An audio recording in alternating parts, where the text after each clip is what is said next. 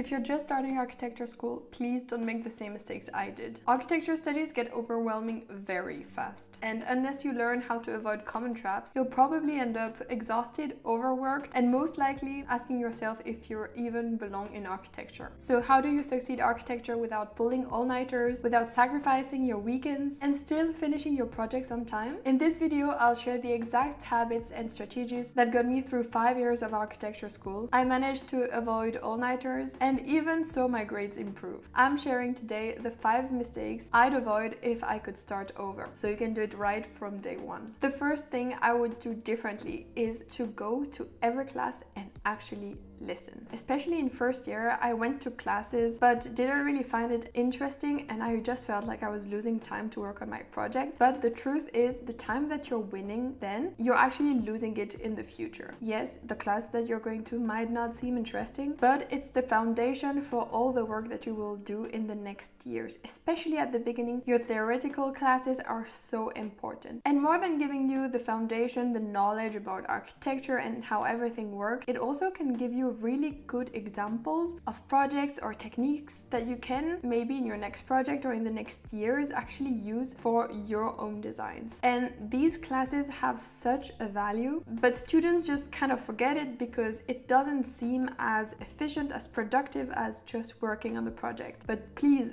go to your classes and actively listen. Don't do like me. My first year was a bit of a mess. It was COVID. We had classes online, and really half of the time I wasn't listening to anything or even attending. And I really felt it during the exam, but also during then the practical part, because I just lacked some basic knowledge. So please go to class, and when you're in class, don't work on anything else. Listen to what the teacher has to say. And the best is to take notes or find a way to stay actively listening so that everything gets engraved in your brain. You know, your high school teacher might have already said that to you, but if you listen in class, 50% of the work is actually already done for the exam. Well, in university, it's pretty much the same. And so please apply the same method. So forget about the deadline that is coming tomorrow. Please go to class and listen to your teachers. Now that you're going to class and getting all the input you want, you might be stressed about the projects or the deadlines that you get. Architecture gets very stressful very soon. And going with that comes the idea that you have to work a lot, very hard, that you can't take any break because otherwise you will never finish on time. So this point is, please, for every single architecture student, prioritize your sleep, prioritize time with your family and your friends. Architecture won't give you that time. They will never tell you, oh, you should actually go on a weekend to see your family. Oh, you should actually sleep way more. It would be better for you. Most of the culture in architecture is very, very toxic. And we as person, as individuals, especially as students, we have to put our own boundaries, because if you don't put your boundaries, no one will do it for you. So please prioritize your sleep. Sleep is so important. It's what makes you pretty much function. And if you start depriving yourself from sleep from the beginning of your studies, after maybe 1 year, 2 years, or a bit more, you will be extremely burnt out. But also there's people who have post-traumatic symptoms after too many all-nighters. This has an impact on your health. You know, sometimes it's really important to remind yourself that it's only studies, it's only a fake project, and your physical and mental health should not be less important than that. Health is the most important, and you should keep it in mind. I know you start getting like really into your projects, getting super stressed about the deadlines. You feel like you don't have enough hours in the day, and where those hours are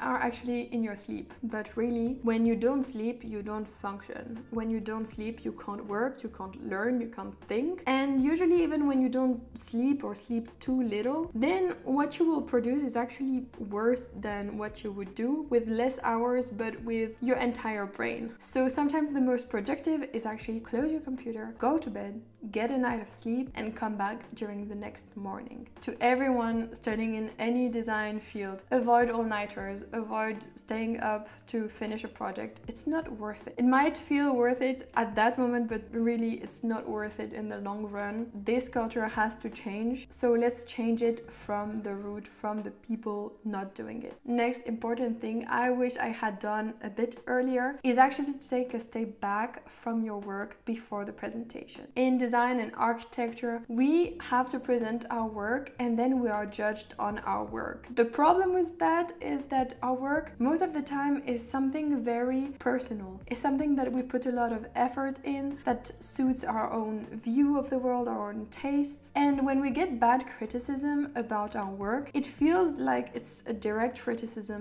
to our person. But there is a difference between your work and your personal worth. So when a teacher or a person is judging your work, they're not judging you as a person. And the best way of not getting affected by any kind of criticism on your work when you're designing is actually to yourself take a step back. I try before I'm presenting, like the day before, to actually take a step back in my project and think, if I were a teacher, what would I see that doesn't really fit? What would I think? And most of the time I actually get a lot of stuff that I'm like, yeah, this like objectively is not that great. And when you actually arrive at the presentation having this in mind, you present your project, you do everything as you usually do, but then when the criticism comes, first of all, you anticipated it, so it's no surprise. But second of all, you already got the distance, you already got to look at your work from another perspective, and so it doesn't feel like it's your own self-worth, it's just your work and something that you did, and it's at a specific moment. It's not your person. And the criticism or how good or how bad your project is doesn't mean that you're a better or a worse person. There's so many people who come out of presentations in tears, and really you don't want that. You need to keep a distance because you have to protect yourself. And in the end, as I just said, it's only a project, it's only studies, and it's not your personal value. So keep it in mind when you are presenting. Something else that I wish I had started sooner is actually to manage my time, to put the deadline at least a day earlier, to actually have time to work on my storytelling and my presentation. I've rushed so many times, actually just scribbling a few things to present, and when it's like this, you don't really have the best ideas, you don't bring the best elements at the best moment. But the truth is, in your project, when you're presenting, it's so important. The way that you're going to present your project will have such an impact on the way that it's understood, that a good project that is badly presented can actually end up looking worse than a bad project super well presented. So please put the time, put the energy, put the mental effort into your presentation. It's so important. You haven't done all this work for nothing. You need to get your presentation right so that the people understand your intentions, understand your concept, and that you can actually tell them with your words, your process, your ideas, and how much your project makes sense. I started taking care of my presentations in second year, and it really made a big difference. I worked on the storytelling, trying to really focus on the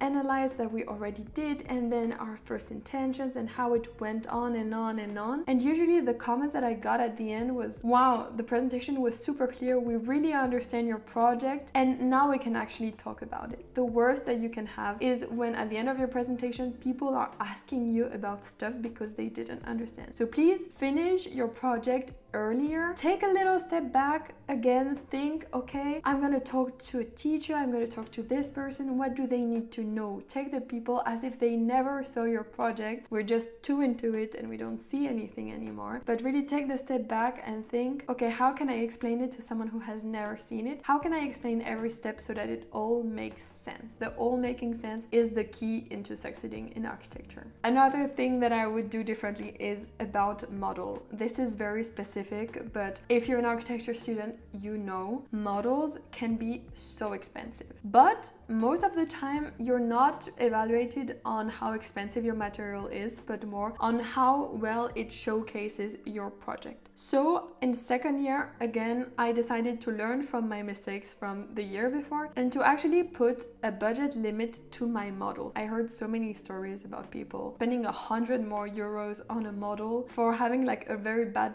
grade, and I was like, I don't want to put that amount of money into a model, it's not worth it. So I decided to put 40 euros as a a maximum budget and tried to find alternatives to get the results that I wanted with materials that were not costing as much. So I usually try to keep my materials super simple. I also try to look in the recycle bin and get the cheapest version possible. But something also very important, I was ready to change my concept or to change my project to actually be able to make a cheaper model. Yes, a lot of people would say, no, you shouldn't do that. But the truth is, I'm a student, I don't have unlimited money, and if the project that I'm making is gonna cost me 100+ euros in modeling, I don't want to do it. So I also really consciously made design choices so that the model would be easier to make. And it really worked. I'm really glad. Most of the time, your model is actually here just to support your project, to showcase it, not to show how expensive your models can be. So if you can really try to keep the costs down,